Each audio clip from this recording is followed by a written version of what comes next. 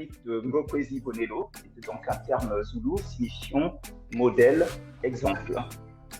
Notre objectif est donc de proposer à notre jeunesse, à travers le parcours de certaines personnalités, publiques ou non, des modèles à suivre comme repères dans des sociétés justement non inclusives, leur proposant rarement des voies de formation dans lesquelles ils sont libres de laisser cours à leur créativité et où ils peuvent développer des projets autoréférencés par rapport à leur culture, etc. Ces modèles que nous proposons justement sont des personnes qui se sont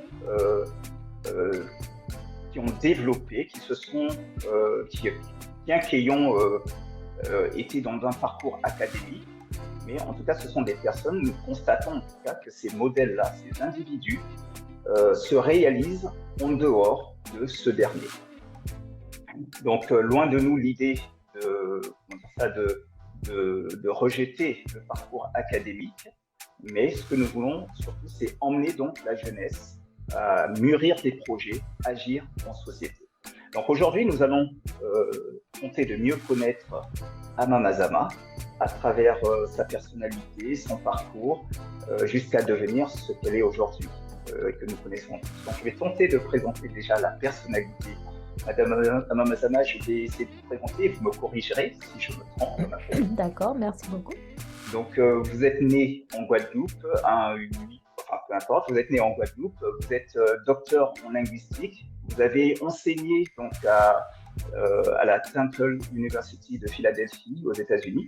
Vous êtes l'une des promotrices majeures de l'afrocentricité, qui est la réactivation de l'initiative historique et culturelle africaine aux côtés de celui qui a créé le concept, à savoir Molefi Kete Asante. Vous avez publié des ouvrages et articles et vous êtes Mambo. Vous nous direz exactement tout à l'heure éventuellement ce qu'est une Mambo.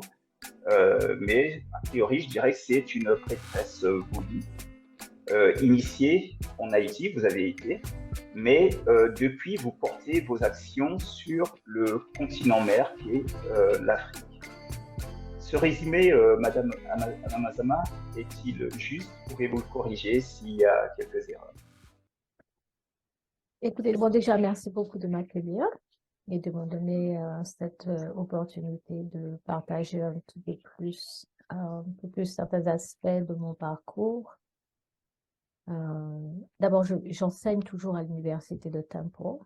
Je suis même directrice maintenant du département d'études d'africologie, d'études africaines-américaines. Oui, c'est tout ce que vous avez dit, correct. Par contre, je voudrais dire que mes actions ne se portent pas seulement sur le continent. Mes actions se portent aussi sur la diaspora, dont je fais partie, puisque je suis africaine de la Guadeloupe. Je suis très active en Guadeloupe. Et je suis active aussi en Haïti par le biais de mon organisation Afrocentricité Internationale, que j'ai créée il y a une dizaine d'années, justement pour être un peu partout dans le monde. Vous m'excusez, justement, mon téléphone sonne. Voilà. Donc voilà, je ne suis pas simplement sur le continent, mais je suis surtout sur le continent, effectivement, parce que j'estime que c'est de là que notre renaissance doit partir. Très bien. Parfait. Alors, donc, j'ai présenté Ama Mazama, donc, on va dire la personnalité publique, et on va essayer donc de traverser un peu son parcours. Et je me propose de commencer par, on va dire, l'enfance. Et ma question, c'est qui est Marie-Josée Sérol enfant? Et y a-t-il, durant cette période de l'enfance, des faits qui faisaient entrevoir ce que vous êtes aujourd'hui devenu, à savoir Ama Mazama? C'est une question vraiment complexe. Il y a une expérience que j'ai déjà partagée en public à maintes reprises, à savoir que lorsque j'avais 8 ans, mes ancêtres sont venus me parler et me confier une mission très très claire. Et la mission, encore une fois, c'était de ne jamais permettre que ce qui nous était arrivé soit oublié. Donc ça, je pense qu'effectivement, c'est probablement la clé, cette notion de mission spirituelle Mhm. qui doit se réaliser dans le monde physique euh, dans lequel nous vivons. Donc, je pense que ça, c'est vraiment l'élément fondamental. Et puis, oui, en fait, j'ai grandi comme ça, dans une famille où l'on ne parlait pas forcément de ces choses-là. J'ai quand même eu la chance de ne pas grandir dans une famille abrutie par le christianisme. Donc, voilà. D'accord. Je dois dire que pendant mon enfance et mon adolescence, j'étais très attirée par l'Afrique. Et que je pense qu'à l'âge de 13-14 ans, j'avais commencé à me définir comme africaine, sans avoir jamais rencontré qui que ce soit qui était né sur le continent africain. Et je me Mhm. souviens que je lisais Césaire, hein, aimé Césaire, Léon Gontran Damas en particulier, et que ça m'avait beaucoup, beaucoup touchée, et que je m'étais donc positionnée comme africaine. Et dès que je Et quel est le... Mhm. Oui, allez-y, pardon, excusez-moi. Dès que je le pouvais, je me souviens dans ma chambre, je mettais des masques. Il y avait un Haïtien qui passait là où j'habitais avec un sac plein de masques, de statues, et dès que je pouvais, j'en achetais un, ou ma mère ou mon frère me faisait cadeau. Mhm. On savait que quand il fallait faire un cadeau à Marie-Josée, si on lui achetait un masque africain, elle serait contente. Donc, en fait, quand j'ai quitté la Guadeloupe, ma valise, je suis partie avec tous mes masques, toutes mes statues africaines via Haïti, et ma valise était pleine de ça. Je suis partie avec. Euh, c'était mon histoire. Justement, je m'apprêtais à vous demander quel est le meilleur souvenir que vous gardez de votre enfance. Il y a plusieurs souvenirs. Je n'ai pas eu une enfance particulièrement heureuse ou particulièrement malheureuse. Mhm. J'ai eu une enfance comme beaucoup d'enfants pour lesquels, dont les parents insistaient beaucoup sur le succès académique, que en gros, c'était soit tu vas à l'école et tu travailles très bien et tu réussis très bien, ou alors il y a les champs de Cannes qui sont toujours là, pas très loin. Donc, voilà, c'est cette emphase sur le succès académique, le succès scolaire. Et donc, pendant mon enfance, c'était vraiment ça. On travaillait beaucoup. Bon, mes parents étaient aussi enseignants. Donc, il fallait étudier, étudier, étudier. Donc, il n'y avait pas vraiment d'équilibre, mais il y avait la mer. J'ai grandi entre la mer et le volcan. Et donc, il y avait cette nature qui était toujours omniprésente. Et ça m'a beaucoup marqué. D'accord. Alors, aujourd'hui, il y a chez vous cette, enfin, on va dire, la recherche et l'attachement aux valeurs ancestrales, on va dire. Est-ce que ça faisait partie des discussions dans votre famille? Si oui, qui en parlait le plus? Non, ça ne faisait pas vraiment partie des discussions de ma famille. D'accord. Euh, mais dans ma famille, il y avait, surtout de la part de mon père, il y avait cette notion que nous étions, il disait des nègres, en Mhm. guadeloupéen, on disait ça, et il nous expliquait que les vrais nègres mangeaient certaines choses, faisaient certaines choses. Donc, il y avait un peu, pas un discours de l'authenticité, vraiment, c'était pas articulé comme ça, mais il y avait cette notion que on a nos affaires à nous qu'on fait. Euh, Vous voyez, et en fait, tout ça, c'est très africain, mais ça ne se nommait pas comme tel. Mhm. Tout à fait. Vous voyez. Et pourquoi Amamazama et que signifie ce nom? Amamazama, c'est un nom que j'ai pris en 1987, Mhm. quand je suis arrivée aux États-Unis et que je me suis liée d'amitié avec un Ghanéen qui s'appelait Atto. Et il m'a expliqué que Ato, c'était le nom dans son groupe culturel d'un garçon né un samedi, je crois bien, ou un vendredi. Et je lui ai dit, mais alors le nom d'une fille née un samedi, c'est quoi? Il m'a dit, c'est Ama. Je lui ai dit, ben, moi, je suis Ama. Et donc, c'était aussi simple que ça. D'accord. Et Mazama, c'est un nom qui est Congo, mais j'ai cru comprendre qu'on le retrouve dans pas mal de langues africaines, en tout cas d'Afrique centrale. Et en Kikongo, ça veut dire tendre et violent amour. Et c'est comme ça que je me le définis, que je définis mon attachement pour l'Afrique, mon attachement pour mon peuple, comme étant violent et tendre, inconditionnel, déterminé. Et j'ai tenu à prendre un nom d'Afrique centrale, puisque Ama, c'est l'Afrique de l'Ouest, Mazama, c'est l'Afrique centrale. Donc, c'est vraiment panafricain quelque part, puisque bon, nous, de la diaspora, nous tirons nos origines des deux, d'Afrique de l'Ouest et d'Afrique centrale. Donc, voilà, Ama Mazama. D'accord, très bien. Alors, en général, les Africains, euh, dans dans leur ensemble, sont passés par les Africains, les afrodescendants, donc sont passés par sont passés par la case baptême catholique ou non, peut-être pour les autres musulmans. Et est-ce que est-ce que ça a été votre cas dans l'absolu ou plutôt dans l'absolu, quel est votre rapport à la religion? Quand vous dites religion, vous voulez dire le christianisme? Les religions de manière générale, le christianisme en particulier, puisque je pense que Oui, dans la zone où vous étiez, c'était plutôt le christianisme, mais sinon oui, les religions en général, le le catholicisme même. catholicisme. Ouais. Donc, effectivement, j'ai été baptisée. Mhm. Mon père ne voulait pas que je sois baptisée, ni mon petit frère. Je dois dire, je suis la quatrième enfant. Nous D'accord. sommes 5. Et ce qui s'est passé, c'est que mon frère, qui est né juste avant moi, est Mhm. mort. Il est mort et mon père avait pris la décision que son fils n'allait pas être baptisé, qu'il était fatigué de toutes ces bêtises-là.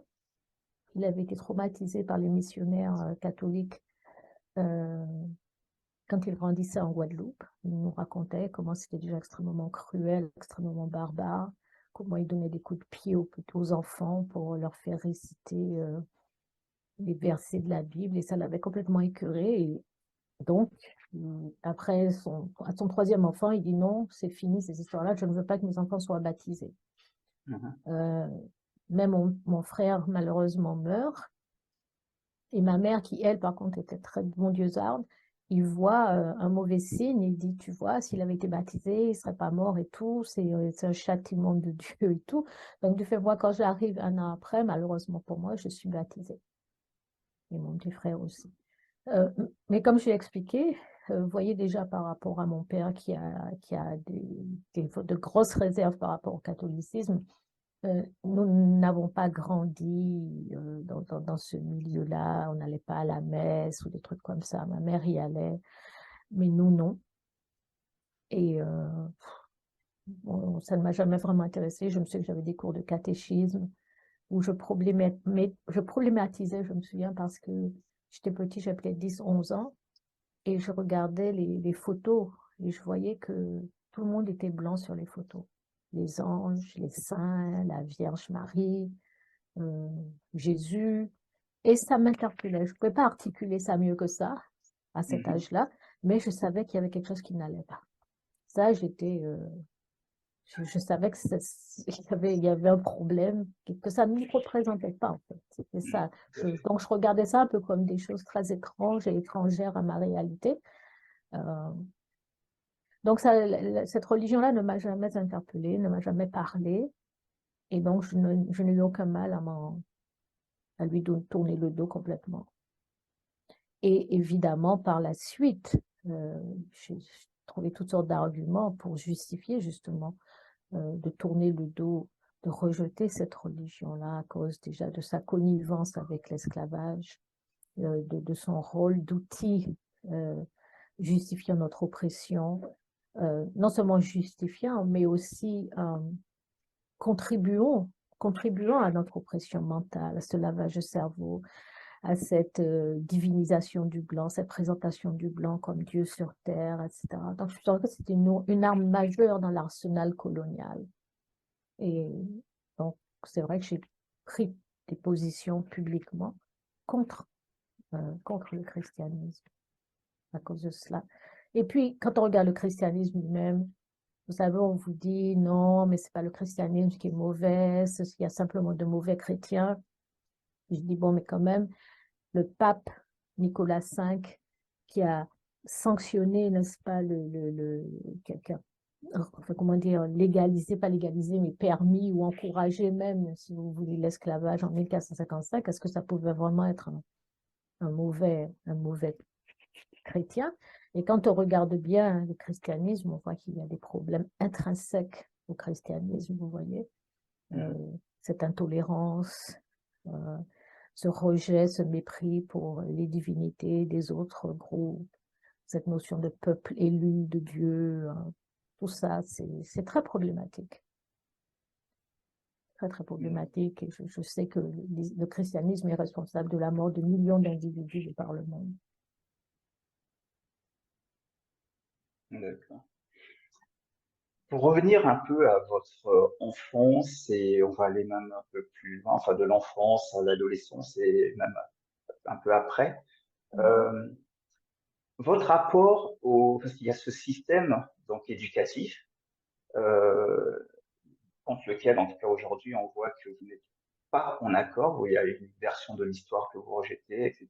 Mais j'aimerais vous savoir, est-ce que euh, durant votre enfance, justement, puisque vous allez aller à l'école, etc., comment ça se passe que ce soit en classe primaire ou après? Est-ce que c'est au collège? Est-ce que déjà au primaire, vous avez déjà un problème avec ce qu'on vous apprend à l'école? Au primaire, je n'ai pas... Si, j'ai un problème. Je me souviens très bien quand j'étais... Je crois que c'était au cours préparatoire. Hein. Oui, au cours préparatoire. On nous avait présenté le livre qui nous disait que que nos ancêtres étaient les Gaulois. Et il y avait donc la photo de Vercingétorix, que sa photo, une illustration. Oui. Et donc, je vois ce gros blanc avec deux grosses nattes blondes, les yeux bleus, la peau bien blanche. Et je me souviens très bien de m'être fait cette réflexion qu'il y avait un problème. Mais encore une fois, j'ai 6 ans, donc je ne peux pas articuler ça. Il n'y a personne à qui je puisse parler de ça. Mais mon instinct de petite fille intelligente me dit qu'il y a, il y a, il y a un problème. Parce que je me regarde, je regarde les enfants autour de moi. On ne ressemble pas à Vercingétorix. Donc, je me dis, ça peut pas être vrai, quoi, quelque part. Mais je n'ai pas d'alternative. Je ne sais pas d'où nous venons, je ne sais pas qui sont mes ancêtres, mais je sais que celui-là, ce n'est pas mon ancêtre. Vous voyez, donc j'avais déjà problématisé ça quand j'étais petite. Ensuite, je me souviens, le livre de lecture, c'était une histoire de Toto et Valérie qui allaient promener leur chien dans la neige et qui faisaient ci, qui faisaient ça. Vous avez vécu Toto et Valérie aussi? Oui, on a connu ça. Vous avez connu ça? Et ça aussi, vous voyez, ça m'intéressait, mais comme quelque chose qui était étranger à ma réalité, parce qu'il n'y a pas de neige en Guadeloupe, heureusement. À l'époque, nous, on ne promenait pas de chiens. Les chiens étaient en liberté, ils vivaient leur vie de chien.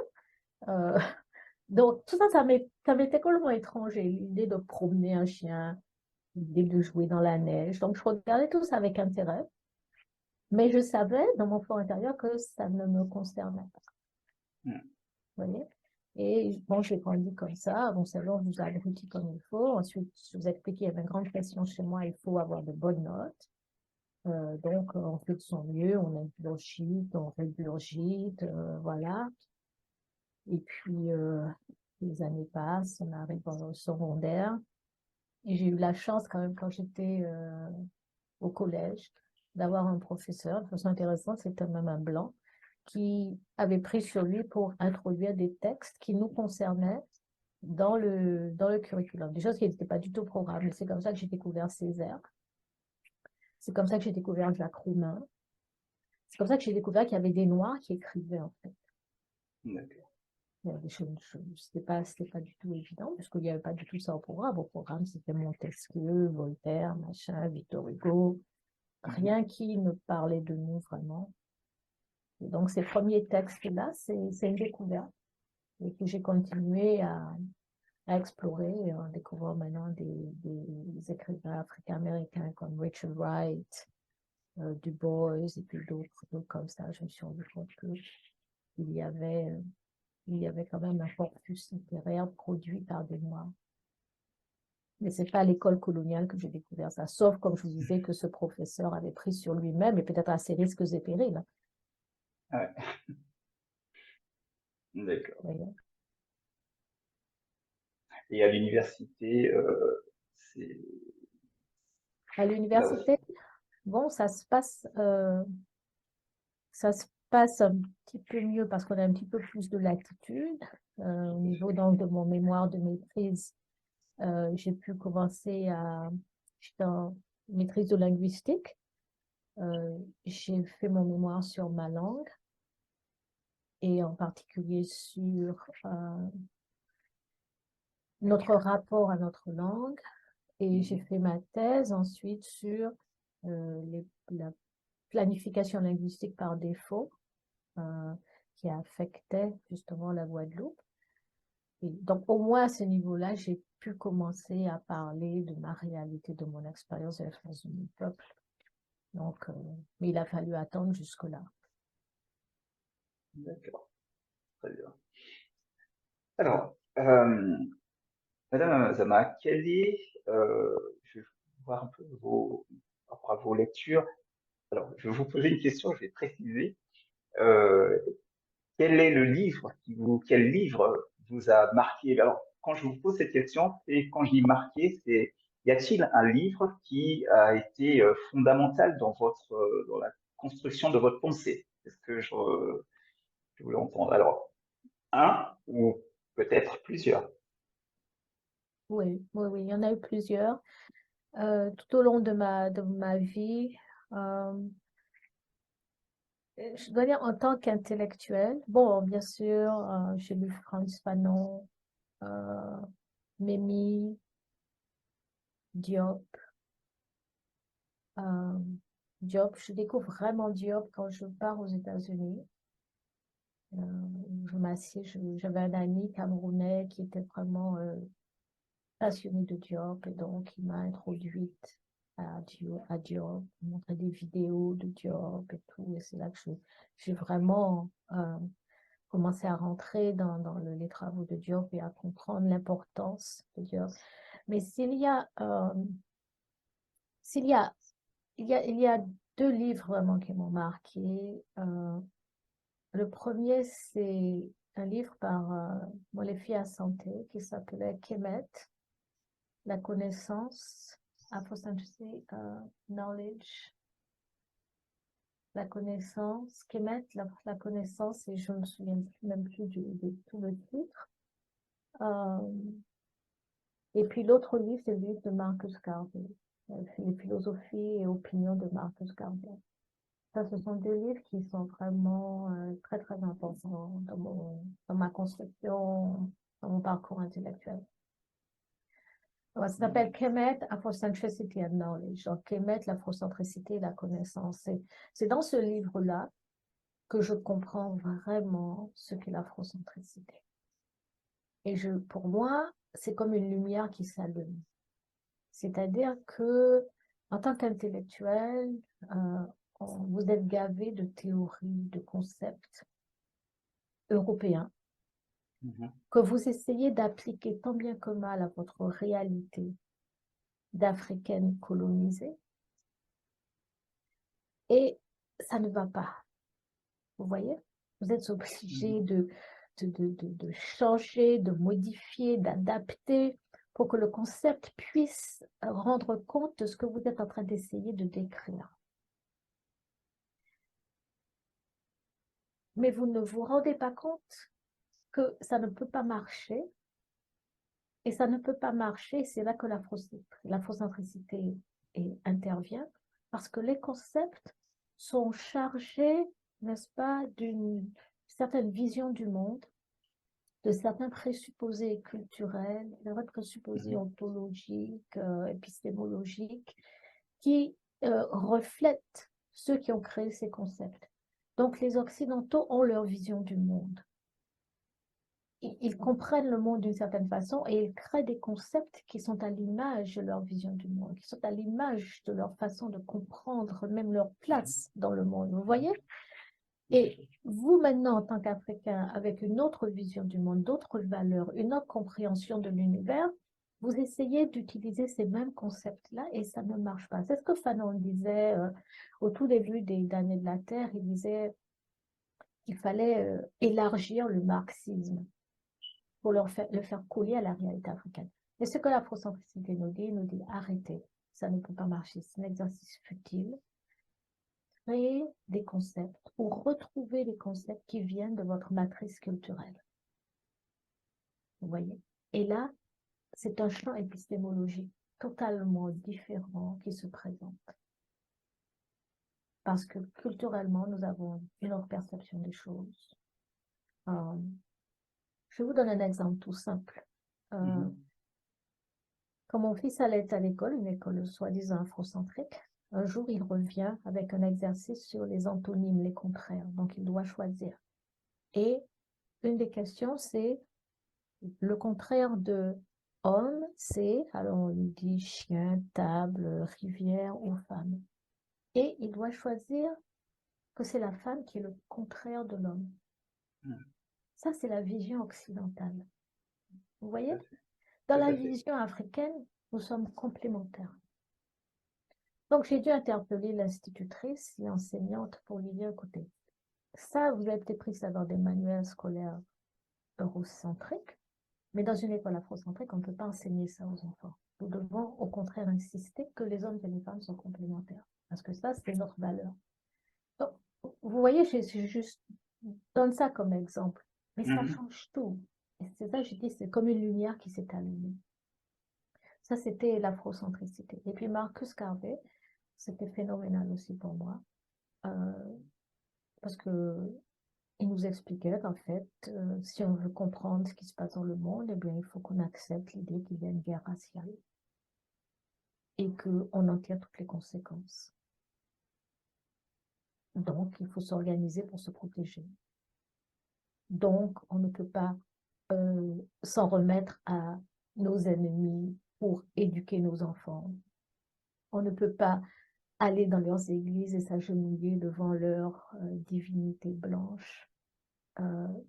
Enfin, ça change tout, quoi. Une fois, et j'ai vraiment compris le message de Marcus Garvey. Je comprends. Je comprends. Puis il y a d'autres livres, comme le livre de Frances Cress Welsing, qui ont ajouté à ce que j'avais compris de Garvey.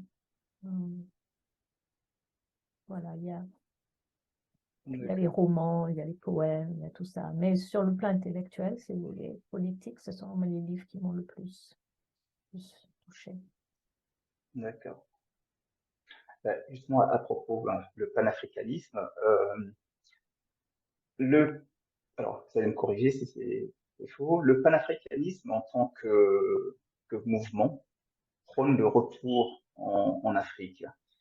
Selon vous, les Africains doivent-ils nécessairement bâtir, voire investir dans leur pays ou continent? C'est-à-dire que ce que j'entends, est-ce que il est nécessaire pour les Africains de bâtir exclusivement ou d'orienter leur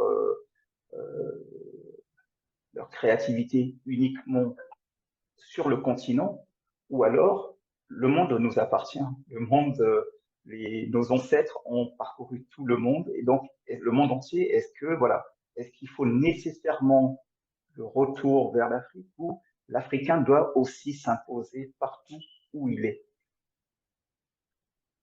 Alors, quand on parle de retour à l'Afrique, je voudrais préciser qu'il y a plusieurs façons de retourner à l'Afrique. Le premier retour à l'Afrique, c'est le retour intérieur.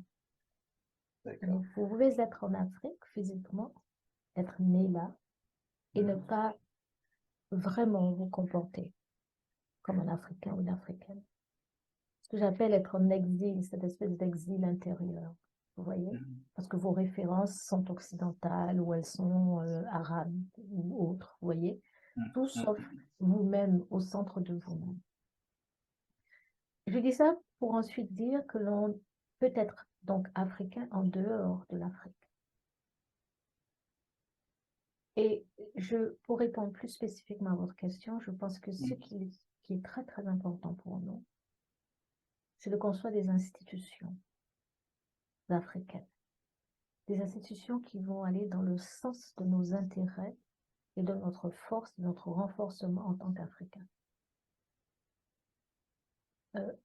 Nous sommes éparpillés dans le monde, par le monde. Je pense que ça n'a pas de sens de penser que nous allons tous rentrer en Afrique. Ça ne se fera pas.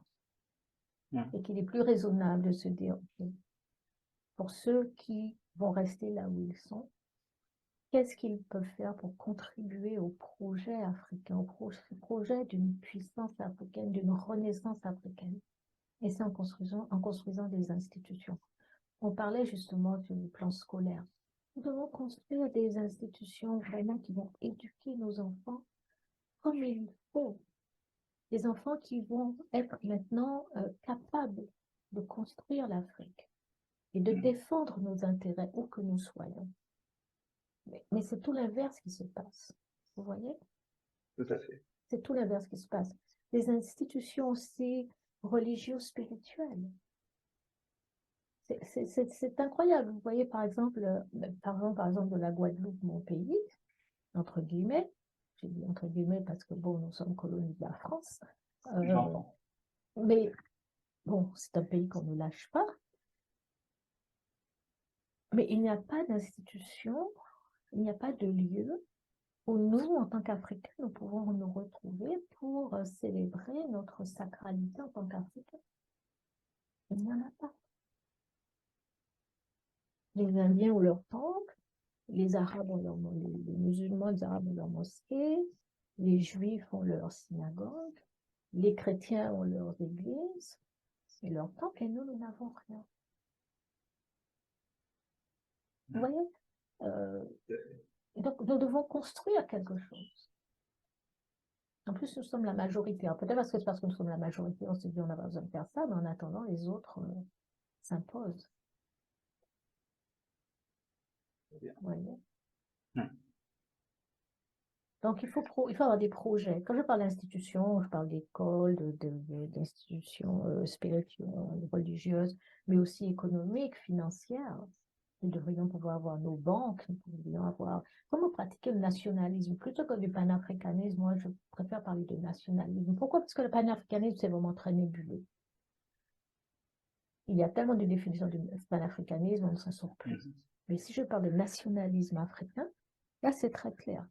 Le but du nationalisme africain, c'est de nous renforcer en tant que nation africaine, en Afrique et à l'étranger. Ça, pour moi, ça devrait vraiment être notre objectif.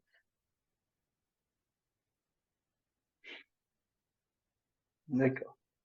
Bon, justement, parlant des normes autoréférencées, je vais poser une question par rapport à un concept, le féminisme. Le féminisme n'est pas une considération d'un autre âge, dit l'écrivaine sénégalaise Djaïf Fatou Kane. Qu'en pensez-vous en tant que femme africaine et en tant que femme, tout simplement? Alors, en tant que femme africaine, parce que je ne sépare pas les deux, le féminisme n'a absolument rien à m'apporter. Pourquoi? Ça renvoie à ce dont je parlais tout à l'heure. Le féminisme est une théorie, un paradigme qui a été développé par les femmes européennes pour gérer leurs relations très problématiques avec leurs hommes. On sait que, historiquement, les femmes blanches, si vous voulez, ont été très maltraitées.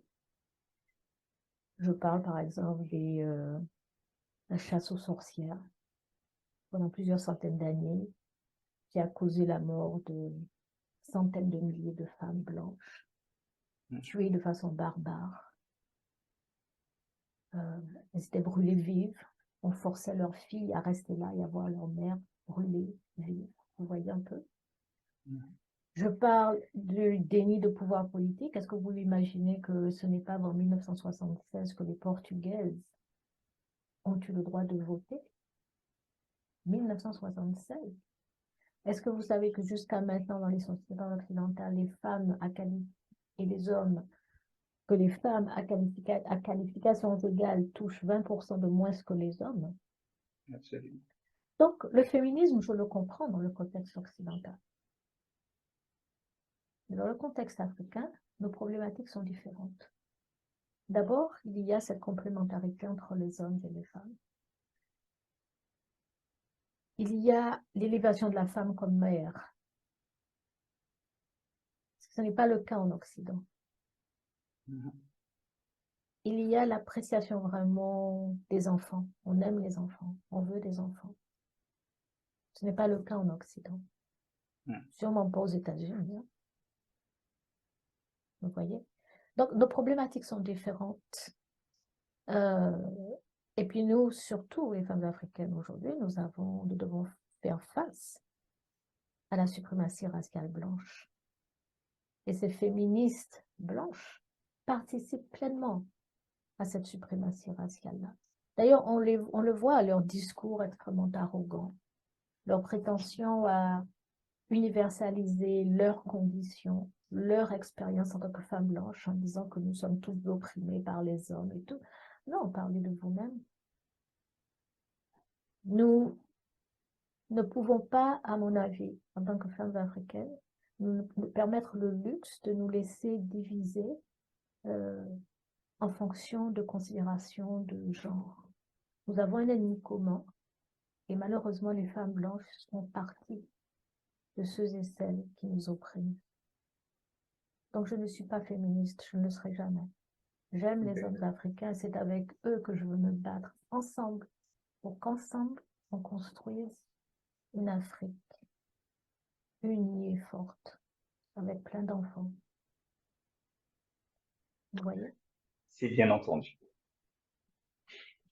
Madame Mazama, si vous étiez donné la possibilité de choisir une époque dans laquelle vivre, nous connaissons aujourd'hui l'histoire, l'Afrique a une histoire millénaire avec des périodes grandioses, etc.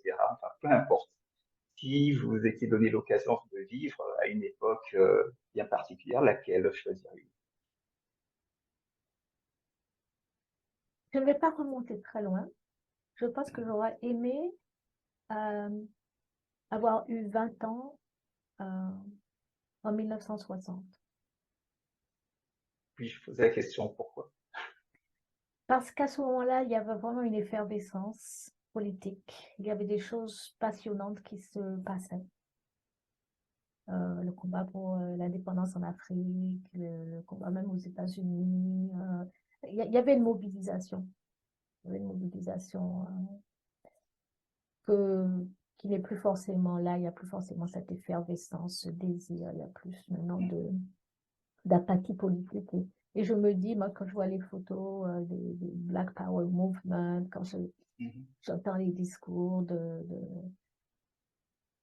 Kwame Nkrumah, Sékou Touré, je me dis que ça devait être vraiment, vraiment excitant, exaltant de vivre à cette époque. On avait l'impression qu'il y avait des choses qui allaient changer fondamentalement.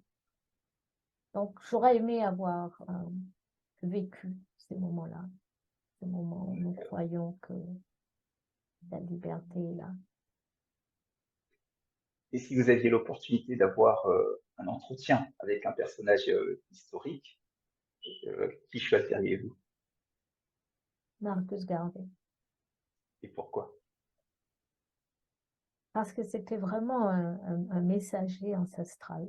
Vous voyez, quelqu'un qui à 24 ans avait compris tellement de choses, qui avait bâti la plus grosse organisation noire qui ait jamais existé au monde, en tout cas qu'on connaisse, vous voyez.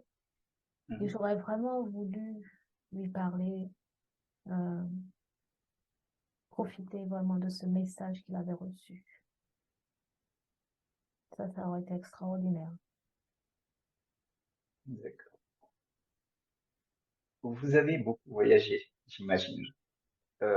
parmi les pays que vous avez visités, lequel vous a le plus marqué?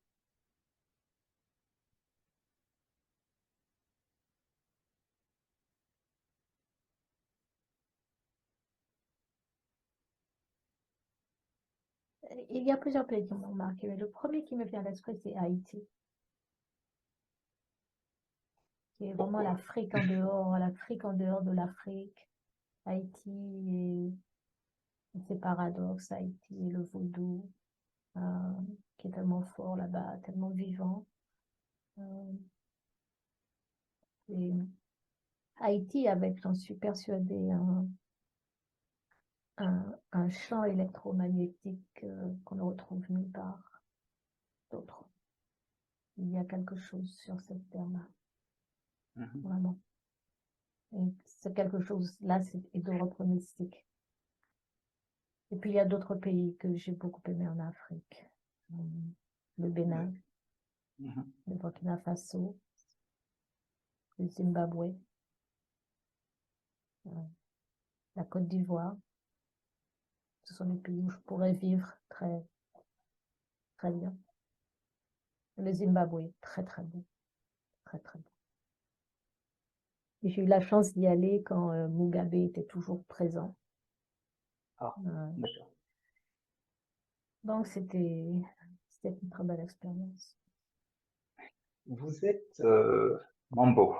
Est-ce que vous pouvez nous expliquer ce qu'est une Mambo, je vais dire ça comme ça, et puis aussi, par la même occasion, justement, on a l'honneur d'avoir une Mambo, succinctement nous donner une définition de ce qu'est le vaudou, parce qu'on en parle beaucoup, mais voilà, je profite de cette occasion. Voilà. Je vais commencer par le vaudou et je dirais aussi très succinctement que c'est un mode de vie. C'est pas une religion où on l'entend, c'est dans le sens occidental. C'est vraiment un mode de vie. C'est toute votre vie qui est concernée par le vaudou. Euh, donc c'est ce sentiment profond euh, de faire partie d'un tout qui vous dépasse Mhm, euh, et d'être lié à ce tout euh, par cette force divine, n'est-ce pas, qui vous permet de faire l'expérience de vous-même en tant que divine et de ceux qui vous entourent et du monde, et de tous les arbres, les rivières, la mer. Tout est sacré à cause de cette origine divine-là. Je suis Mambo, ça veut dire que j'ai été initiée. Je suis Mambo à Sogwe, initiée donc au plus haut niveau du système spirituel vaudou. Et donc, une Mambo, c'est pour les hommes. Ougan, c'est pour les hommes. Nous sommes des dignitaires, si vous voulez, de ce système spirituel-là. Et c'est un système spirituel africain. Donc, on est initié. Il ne s'agit pas de révélation, il s'agit d'une initiation au cours de laquelle on apprend des choses, on suit des épreuves. Et voilà, on s'intègre à une communauté parce qu'on n'est pas Mambo seul chez soi, on est Mambo dans une communauté. d'accord. Quand on parle du, du vaudou, alors évidemment, dans l'imaginaire, on voit tout de suite, il y a deux espaces qui nous viennent à l'esprit, c'est Haïti, c'est le Bénin, c'est Haïti. Et est-ce qu'il y a quelle est la différence? Est-ce que le vaudou en Haïti, le vaudou au Bénin, est-ce qu'il y a une différence? Et à quel niveau se situe la différence? Si, différencible. Oui, fondamentalement, il n'y a pas de différence. D'ailleurs, les initiés au Bénin reconnaissent les initiés euh, d'Haïti et Mhm, vice-versa. Vous voyez? Euh, il y a des divinités dans le vaudou en Haïti qu'on ne retrouve pas forcément dans le vaudou au Bénin et réciproquement. Ça s'explique parce que les Africains qui ont créé le vaudou, euh, ou bien qui ont fait vivre le vaudou en Haïti, mhm, venaient aussi d'autres parties de l'Afrique, comme le Congo. Donc, le Congo aussi a apporté une grande contribution au vaudou en Haïti, a ajouté des choses.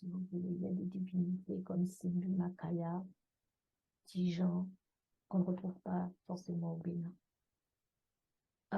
Quand je suis allée au Bénin, j'étais aussi initiée au Bénin parce que je voulais voir le vaudou dans son contexte originel.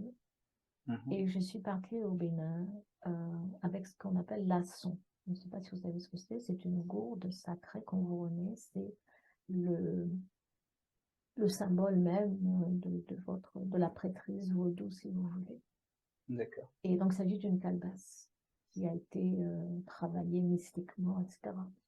Et donc, quand je me suis présentée à Ouida, dont le chef du vaudou à Ouida, il a souri parce qu'il avait le même objet. C'est un objet avec lequel on appelle les esprits. Vous voyez? J'ai fait une expérience personnelle. Quand je suis allée au Bénin, j'ai pris ce qu'on appelle le FA. Donc, j'avais contacté ce vaudou-nom par l'intermédiaire d'un ami.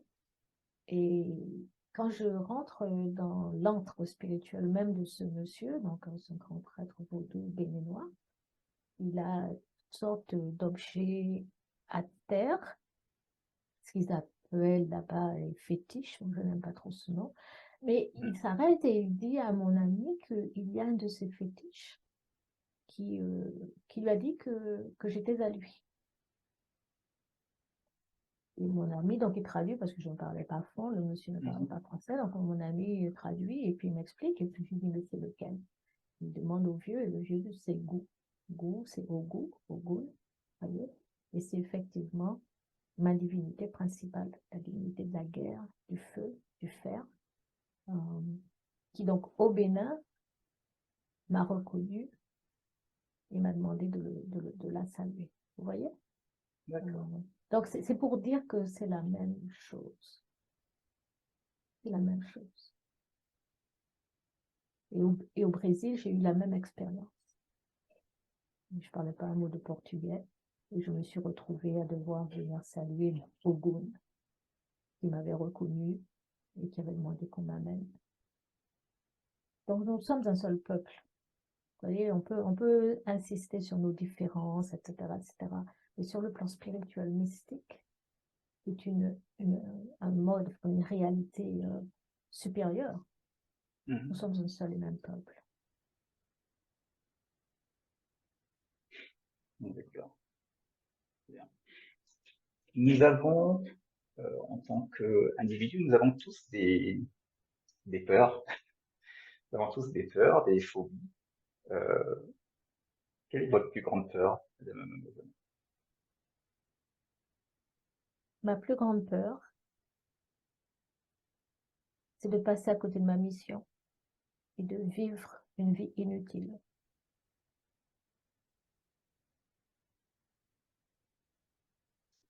D'accord. Alors, parmi toutes vos actions réalisées évidemment à ce jour, laquelle ou lesquelles vous rendent, alors en toute modestie bien évidemment, vous rendent le plus fier? Je commencerai par la création d'Afrocentricité Internationale. C'est une organisation, encore une fois, que j'ai créée en 2011 pour justement suivre le modèle laissé par Marcus Garvey et son organisation, l'UNIA. Et cette organisation, bon, on n'est pas, vous savez, le combat est âpre, dur, hein. Mais ce que nous avons réussi à faire jusqu'à maintenant, c'est créer un réseau d'Africains conscients et créer vraiment une famille, vraiment une famille, que vous soyez en Côte d'Ivoire, soyez au Cameroun, soyez au Sénégal, soyez au Canada, en France, en Guadeloupe, en Haïti. Vous avez de la famille là-bas, en tant que membre de HAI. Et justement, la deuxième chose qui est la plus importante pour moi, vraiment, c'est la pose de la première pierre de ce temple ancestral que nous sommes en train de construire en Côte d'Ivoire. Nous avons posé la première pierre l'année dernière, en avril, le 17 avril. Et pour moi, je pense que quand tout aura été dit et fait, que ça aura été ma plus grande contribution à la renaissance de notre peuple. Parce que ça passe par la spiritualité d'abord. Il faut vraiment qu'on reprenne notre spiritualité en main, il faut qu'on l'assume euh, en toute plénitude, en toute sérénité, sans honte, sans se cacher. Parce que c'est ce qui nous permet de vivre. C'est ce qui nous a permis de lutter, c'est ce qui nous a permis de résister. Et donc, il faut vraiment qu'on assume notre africanité, et ça veut dire assumer notre spiritualité. Et ce temple-là, pour moi, est vraiment extrêmement important. Je serai très, très, très heureuse, vraiment, quand il sera entièrement construit. Je vous le souhaite et je le souhaite également pour la jeunesse africaine. Je vous ai présenté, donc j'ai dit que vous étiez également auteur de nombreux ouvrages. On parle de littérature engagée, quand l'écrivain prend activement part à la vie sociale, politique ou religieuse de son temps, en mettant son œuvre au service d'une cause. Vous considérez, vous, comme un auteur engagé? Et si oui, lequel de vos œuvres a fait plus que d'autres l'objet d'un engagement et pourquoi? Écoutez, je considère que tout auteur est engagé. Mhm. Vous voyez, ne pas, parce que c'est Fanon qui nous disait ça, il nous disait ça à la suite de ça. Ne pas dire non, c'est dire oui. Vous comprenez? Oui, tout à fait. Donc moi je dis non. Mais ceux qui ne disent pas non disent oui, et donc ils sont engagés pour le maintien d'un statu quo, et ça, donc vous comprenez, donc on n'a pas le choix, on choisit de toute façon. Tout à fait. Donc, dans le sens où vous l'avez défini, oui, je suis engagée pour la Renaissance Camille. Je suis engagée pour que les choses aillent mieux pour mon peuple, pour mon continent. Oui, je suis engagée pour ça. De tous mes livres, celui qui a peut-être articulé cela le mieux, c'est probablement l'impératif afrocentrique. Absolument. Mais dans tous mes autres livres, tous mes livres sont sous-tendus par cette même réflexion, cette même tension et ce même objectif. De convaincre mes sœurs et mes frères que nous devons revenir à nous-mêmes. Que si nous ne revenons pas à nous-mêmes de façon délibérée, consciente, nous allons continuer à être exploités par les autres. Et revenir à nous-mêmes, c'est revenir à nos valeurs. Vous voyez, quand je grandissais en Guadeloupe, notre nom, voyez, était tout pour nous. Et je me souviens que mes parents me disaient ça, tu ne dois pas salir notre nom. Et ça, c'est africain aussi. Donc, on devrait voyez, réfléchir à tout ce qui faisait que de nous, des personnes qui sommes restées dignes, malgré toutes les atrocités, malgré, et puis maintenant, pourquoi est-ce que certains d'entre nous se complaisent dans l'indignité? Pourquoi certains d'entre nous sont prêts à souiller leur nom comme ça, le nom de leurs ancêtres, à faire fi de leur réputation, pour de l'argent, pour un os qu'on leur donne à sucer. Donc, qu'est-ce que ça veut dire, quoi, en fait, être humain, être un homme, être une femme, du point de vue africain? C'est ça, c'est ça, en fait, l'invitation de l'afrocentricité, nous remettre au centre de nous-mêmes, avec nos valeurs. Vous voyez? Bah, de toute façon, je vous pose cette question, mais vous avez quelque part aussi répondu par rapport à ton engagement. Quand vous avez parlé précédemment de ce qui fait votre fierté, ce temple que nous attendons effectivement l'aboutissement. Donc oui, on ne peut pas douter de votre engagement, ne serait-ce que par rapport à cet objectif qui est l'aboutissement de ce temple, par ailleurs. Je vais vous inviter à un jeu, Madame Mazama, le jeu des contraires. C'est-à-dire que je vais vous poser 6 mots, enfin, je vais vous donner 6 mots, et selon vous, bien évidemment, vous allez m'en donner pour chacun d'entre eux le contraire. Par exemple, Est-ce que c'est un jeu africain, ça, de penser en termes dichotomiques? je ne saurais répondre. La vie,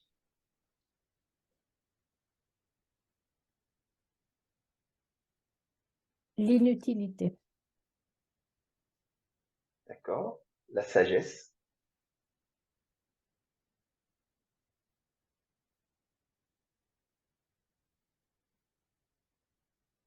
les leçons non comprises, la naissance,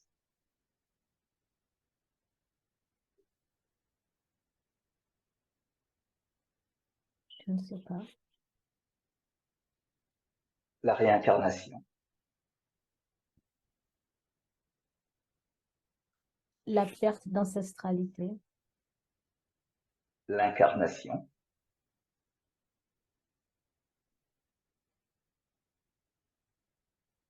je ne sais pas. le vent,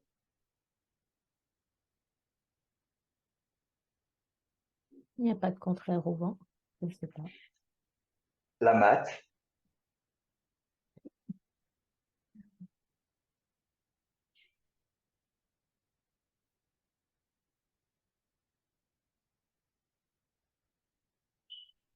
L'égoïsme, la lâcheté,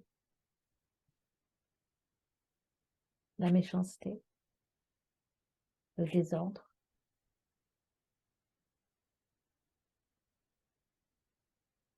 d'accord. Merci, vous y êtes prêté. moi. Alors, de manière générale, Madame Mazama, êtes-vous inquiète pour l'avenir de l'humanité? Non, non, non.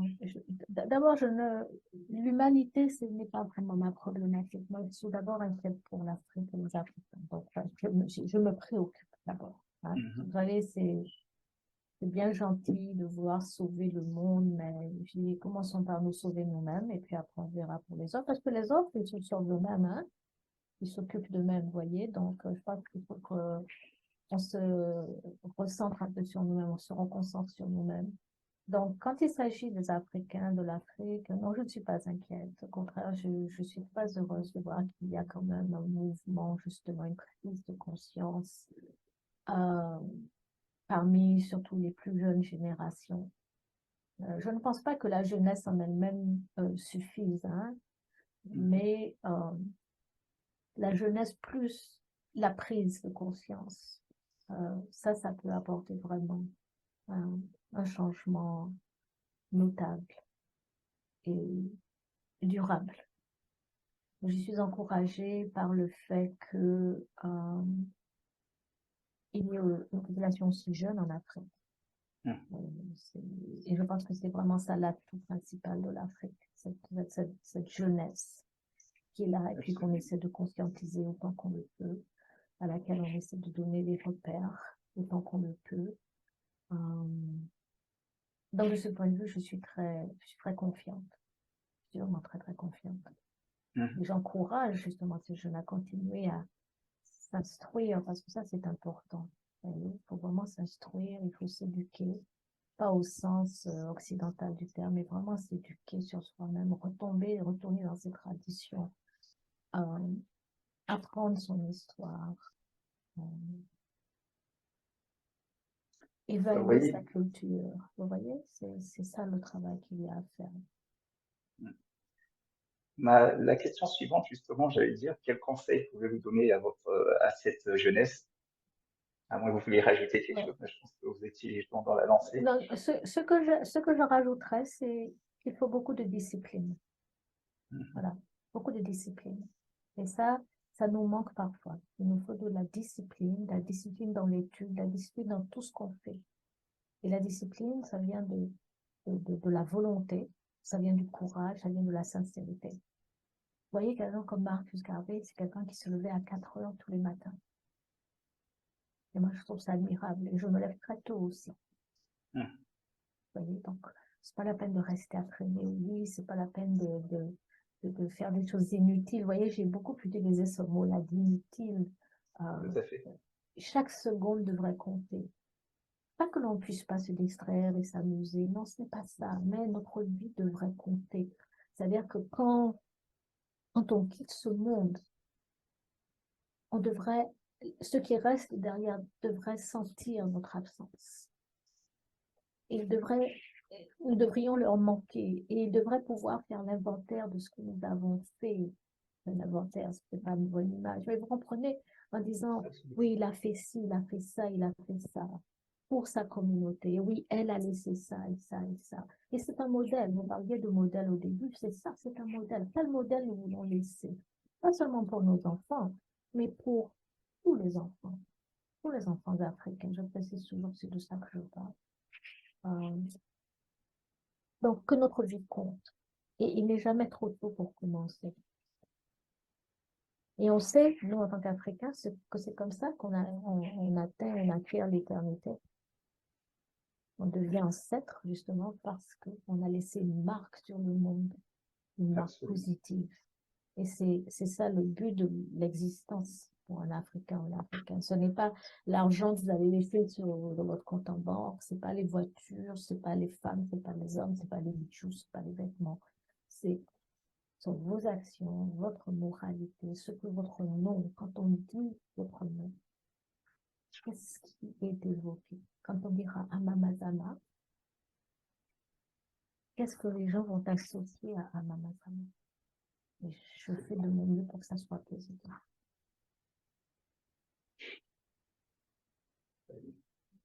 Merci beaucoup. Merci beaucoup, Madame Amajama, de nous avoir consacré ce laps de temps. Merci. Euh, c'est, il faut bien terminer, mais c'est avec beaucoup de regrets qu'il y aurait tellement de questions, mais c'est comme ça. Il y a toute chose à une fin.